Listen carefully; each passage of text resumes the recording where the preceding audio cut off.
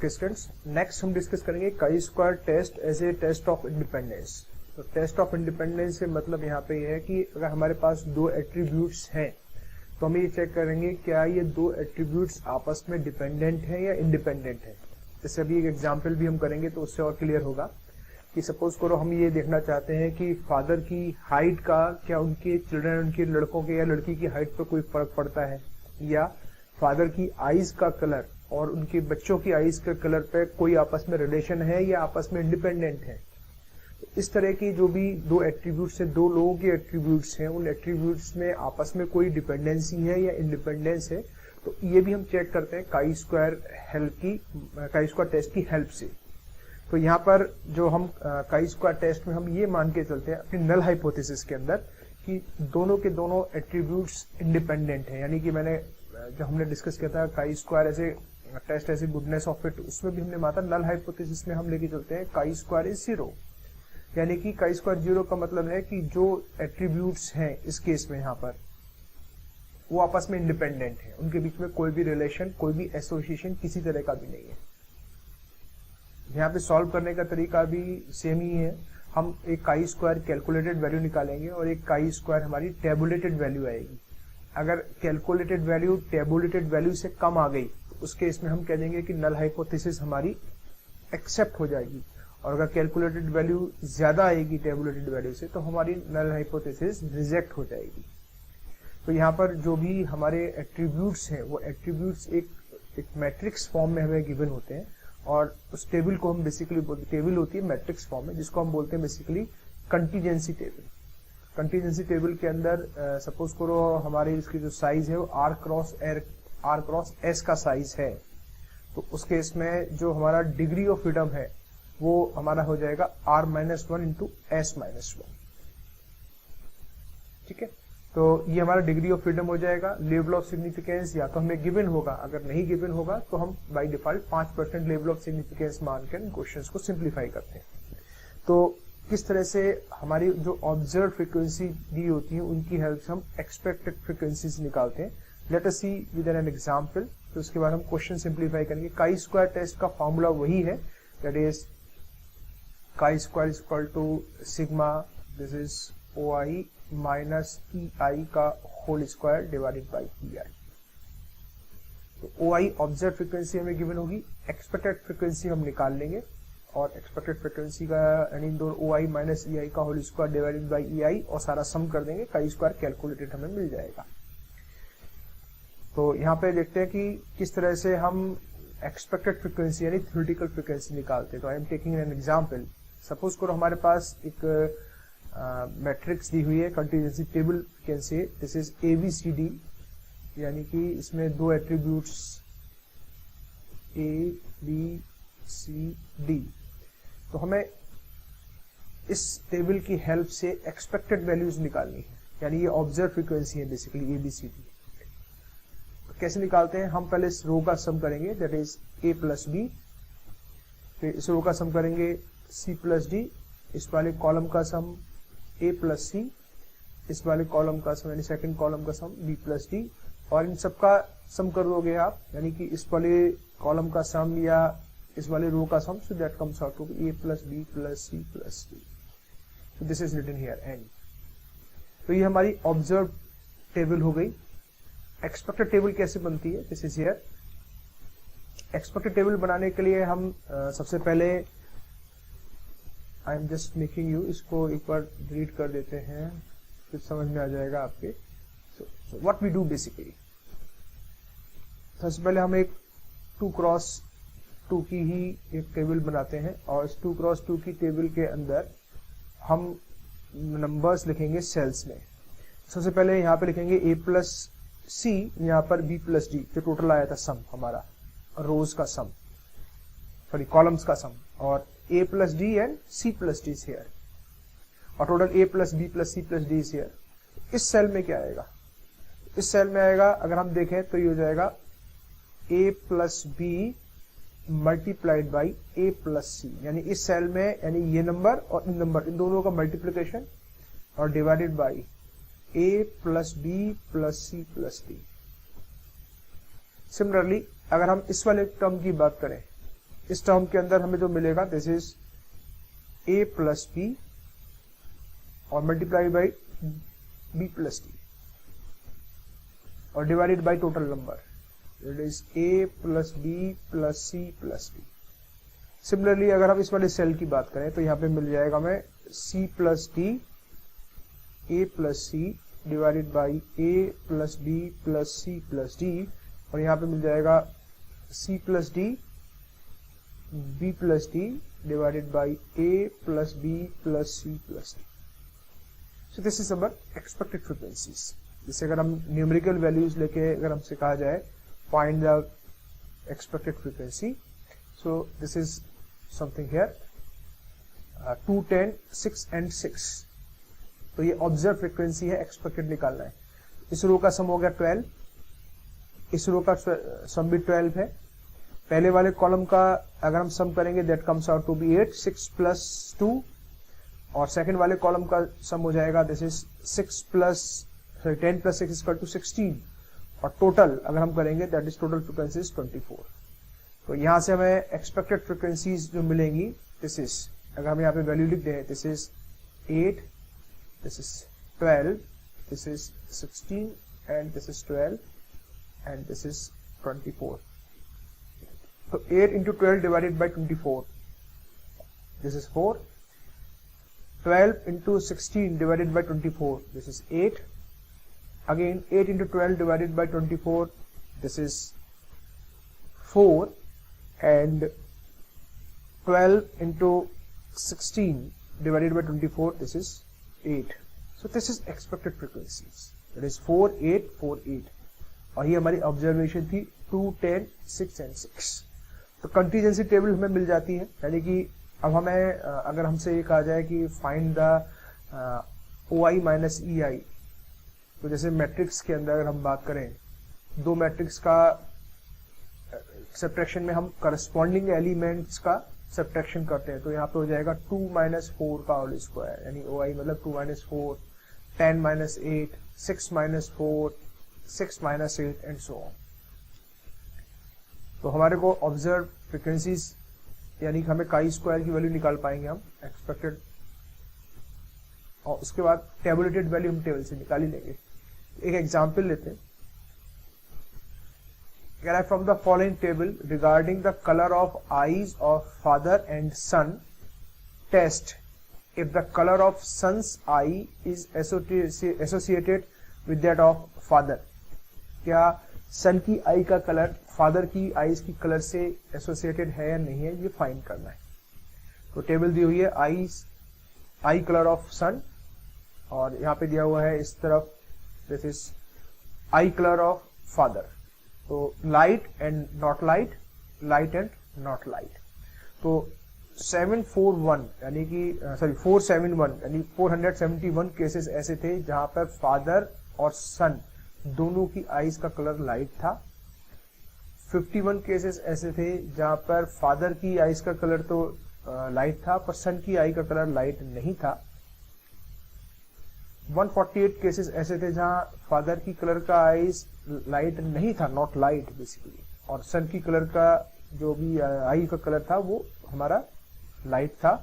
और 230 केसेस ऐसे थे जहां दोनों की आईज का कलर नॉट लाइट था।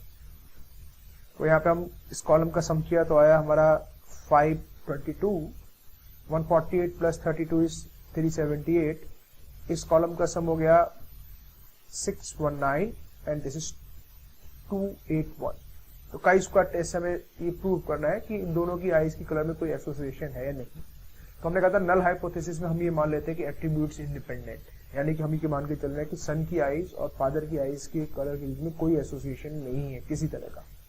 तो null hypothesis, the color of son's eye is not associated with that of father's eye, that is they are independent।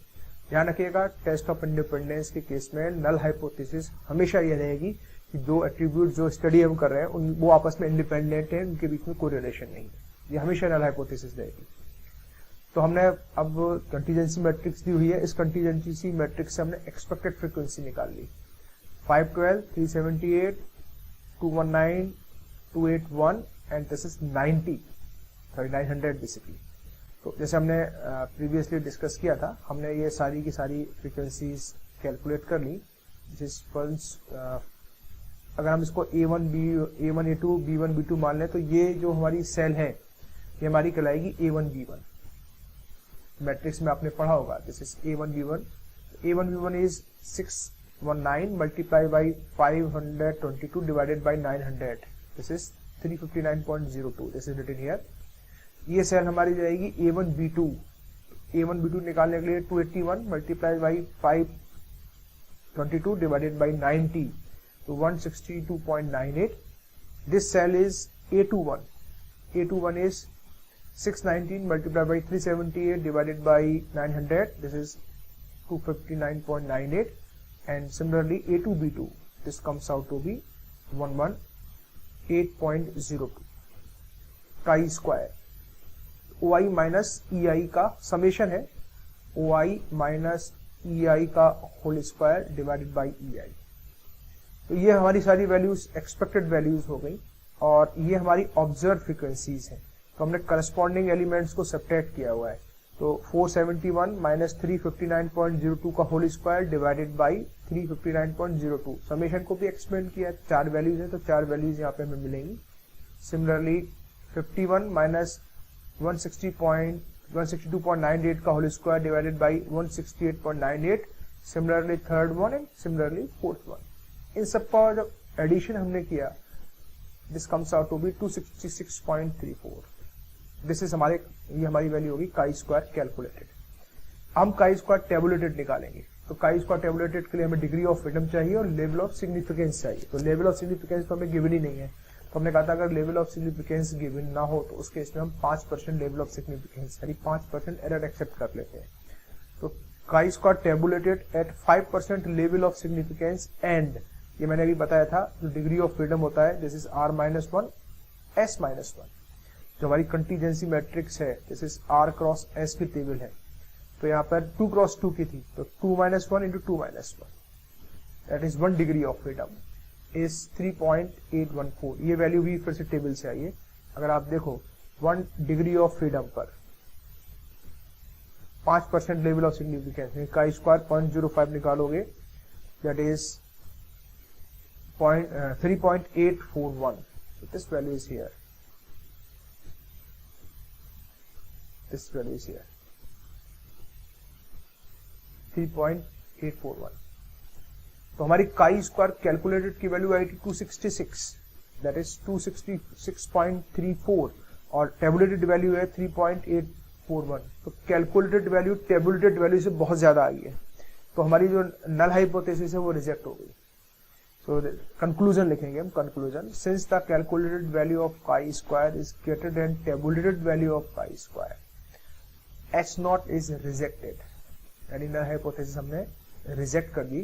यानी कि हमारी नल हाइपोथेसिस क्या थी कि colour of son's eye is not associated with the eyes colour of father, लेकिन अब हमारी null hypothesis reject हो गई, यानी कि इनके बीच में एसोसिएशन है। So that is they are dependent, that is the color of son's eye is associated with that of the father। यानी कि किसी भी बच्चे की आईज का कलर उसकी फादर की आई की कलर से एसोसिएट करेगा। And this is another very important question. आज की तारीख में जैसे कोरोना पेंडेमिक चल रहा है, तो जैसे हम लोग बहुत सुनते हैं कि वैक्सीन का ट्रायल चल रहा है और ट्रायल के रिजल्ट्स आएंगे और रिजल्ट्स के बेस पर हम ये प्रिडिक्ट कर पाएंगे कि हमारी वैक्सीन सेफ है या नहीं है। तो how to get these things, उसके लिए हम लोग काई स्क्वायर टेस्ट या और भी टेस्ट लगाए जाते हैं। उसी का एक एग्जाम्पल है, उसी तरह का एक एग्जाम्पल है कि काई स्क्वायर टेस्ट कैसे हमारे को हेल्प करता है ये प्रिडिक्ट करने में कि हमारा जो वैक्सीनेशन है या जो भी हम पोलियो ड्रॉप दे रहे हैं या कोई भी दवाई मेडिकेशन कर रहे हैं वो इफेक्टिव है या नहीं है। तो this is the example. To test the effectiveness of inoculation against cholera, the following table were obtained. हमारे पास एक टेबल दी हुई है, कंटीजेंसी टेबल। हमारे पास 2 तरह के लोग हैं, इनोकुलेटेड यानी कि पहली सीरीज है यहाँ पर, दिस फीचर इज A1, इसको हम मान लें अगर A1। दूसरा फीचर है A2, इनोकुलेटेड यानी कि ऐसे लोग जिनको वैक्सीनेशन हुआ है, इनोकुलेट किए गए हैं, और नॉन इनोकुलेटेड दूसरा फीचर है यहाँ पर B1 और B2, यानी कि इस टेबल को अगर हम इस तरह से स्टडी करें तो ये टेबल सेज दैट कि ऐसे लोग जिनको इनोकुलेट किया गया था और जिन पे अटैक हुआ है कॉलरा का, ऐसे 30 लोग हमें मिले। ये B2 हमें, यानी ये पॉइंट हमें रिप्रेजेंट कर रहा है कि ऐसे लोग जिनको इनोकुलेट किया गया था और जिन पे अटैक नहीं हुआ 160% ऐसे थे।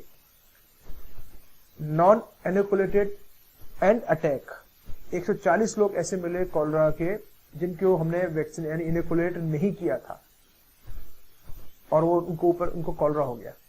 और 460 ऐसे लोग थे जिनको ना तो अटैक ही हुआ है ना ही वो नॉन इनोकुलेटेड, यानी इनको इनोकुलेट भी नहीं किया गया है।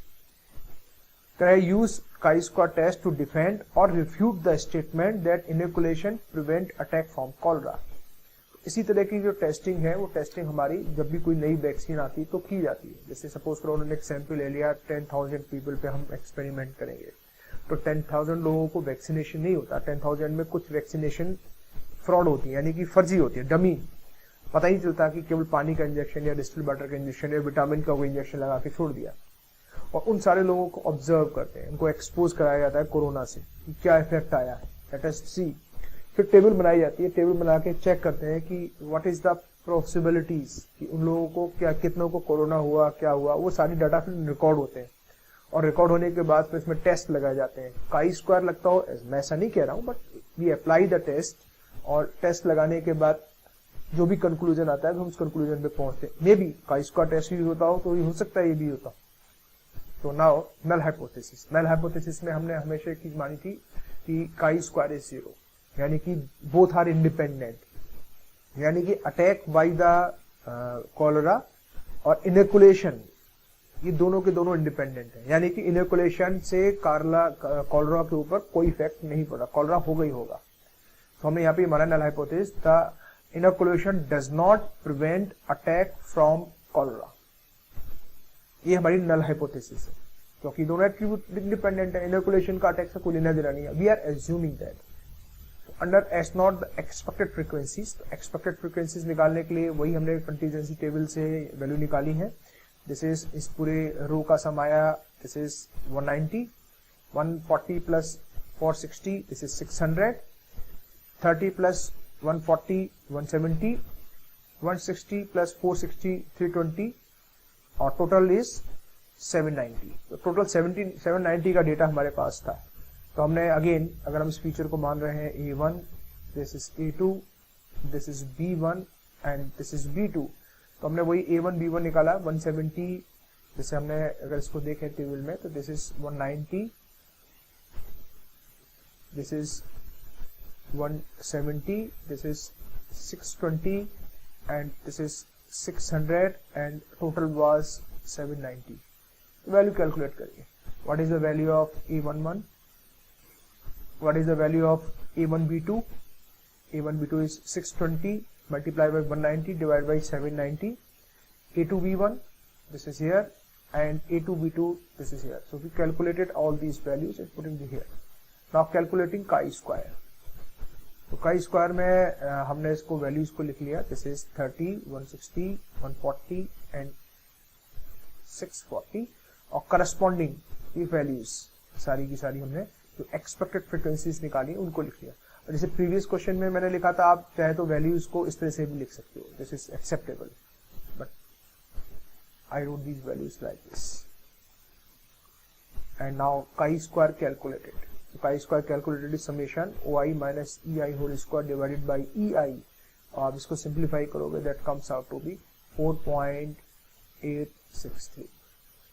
तो यहाँ पर ये हमारी कैलकुलेटेड वैल्यू आ गई chi-square की। अब हमें टेबुलेटेड वैल्यू निकालनी है, और टेबुलेटेड वैल्यू हम कितने पे निकालेंगे, क्योंकि लेवल ऑफ सिग्निफिकेंस में दिया नहीं है, तो 5% लेवल ऑफ सिग्निफिकेंस पे निकालेंगे। डिग्री ऑफ फ्रीडम कितना होगा, अगेन कंटीजेंसी मैट्रिक्स 2x2 की है, तो degree of freedom will be 2 - 1 into 2 - 1 equal to 1। ये लिखा हुआ है the tabulated value of chi-square at 5% level of significance with 2 - 1, 2 - 1, that is 1. Degree of freedom is 3.841. This is here 3.841. This is written here. तो यहाँ पर भी calculated value chi-square की tabulated value से, दिस इज ज्यादा हो गई। तो ज्यादा हो गई इसका मतलब क्या है कि नल हाइपोथेसिस फिर रिजेक्ट हो गई। और नल हाइपोथेसिस हम क्या कह रहे थे, हमने नल हाइपोथेसिस में माना था कि inoculation does not prevent cholera, तो ये हम मान के चल रहे थे, पर ये रिजेक्ट हो गई हमारी। तो इसका मतलब क्या हो गया, इसका मतलब ये हो गया कि inoculation prevents attack from cholera. So यहाँ पे कंक्लूजन हम लिखते हैं, since chi square calculated is greater than chi square tabulated, hence H naught is rejected. Hence we defend the statement that the inoculation prevents attack from cholera. तो इस तरह के और भी क्वेश्चंस किताब में दिए हुए हैं, आप उन क्वेश्चन को सिंप्लीफाई करना। This is very important topic, और इस एग्जाम में इस टॉपिक के क्वेश्चन यूजली 10 मार्क्स के हमें मिलता ही। Thank you very much.